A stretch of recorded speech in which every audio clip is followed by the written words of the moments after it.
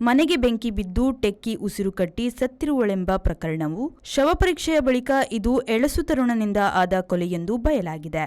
ಬೆಂಗಳೂರಿನ ರಾಮಮೂರ್ತಿ ನಗರದ ಸುಬ್ರಮಣಿ ಲೇಔಟ್ನ ಅಪಾರ್ಟ್ಮೆಂಟ್ನಲ್ಲಿ ಬೆಂಕಿಯ ಹೊಗೆಯಿಂದ ಉಸಿರುಗಟ್ಟಿ 34ರ ಸಾಫ್ಟ್ವೇರ್ ಇಂಜಿನಿಯರ್ ಮರಣಿಸಿದ್ದರು. ವಾರದ ಹಿಂದಿನ ಈ ಸಾವಿಗೆ ಕಾರಣ ಹೊಗೆಯಿಂದ ಉಸಿರುಕಟ್ಟಿದ್ದು ಅಲ್ಲ ಎಂದು ತಿಳಿದುಬಂದಿದೆ. ಹೊಗೆಯು ಶ್ವಾಸನಾಳಕ್ಕೆ ಬರುವುದಕ್ಕೆ ಮೊದಲೇ ಸಾವಾಗಿತ್ತು. ಮುಖ, ಕಿವಿ ಮೊದಲಾದ ಕಡೆ ಗಾಯವಾಗಿತ್ತು ಎಂದು ಶವ ಪರೀಕ್ಷೆ ವರದಿ ಬರುತ್ತಲೇ ಪೊಲೀಸರು ಚುರುಕಾದರು. ಪಕ್ಕದ ಫ್ಲಾಟ್ನಲ್ಲಿದ್ದ 18ರ ಯುವಕನ ಕಿತಾಪತಿ ಇದು ಎಂದು ತನಿಖೆಯಿಂದ ತಿಳಿದುಬಂದಿದೆ. ಶರ್ಮಿಳಾ ಡಿಕೆ ಸಾವು ಕಂಡವರು. ಇವರು ಮತ್ತು ಒಬ್ಬ ಸ್ನೇಹಿತೆ ಒಟ್ಟಿಗೆ ವಾಸವಿದ್ದರು. ಅಂದು ಸ್ನೇಹಿತೆ ಊರಿಗೆ ಹೋಗಿದ್ದರಿಂದ ಇವರೊಬ್ಬರೇ ಮನೆಯಲ್ಲಿದ್ದರು. ಕರ್ನಾಲ್ ಕುರೈ ಎಂಬುವವನು ಇನ್ನೂ ಹುಡುಗ.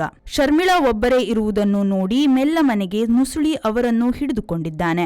ಆಕೆ ಕೂಗಿದಾಗ ಬಾಯಿ ಮುಚ್ಚಿ ಸಹಕರಿಸುವಂತೆ ಕೇಳಿದ್ದಾನೆ.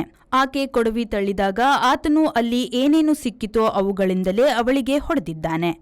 ಉರುಳು ಬಿದ್ದ ಮೇಲೆ ಬೆಂಕಿ ಹಾಕಿದ್ದಾನೆ. ಆತನ ಎಣಿಕೆಯಂತೆ ಬೆಂಕಿ ಅನಾಹುತದಿಂದ ಸಾವು ಎಂದೇ ಮೊದಲು ತಿಳಿಯಲಾಗಿತ್ತು. ಆದರೆ ಗುಟ್ಟು ಸ್ಪಷ್ಟವಾಗುತ್ತಲೇ ಪೊಲೀಸರು ಯುವಕನನ್ನು ಬಂಧಿಸಿ ಎಫ್ಐಆರ್ ದಾಖಲಿಸಿದ್ದಾರೆ.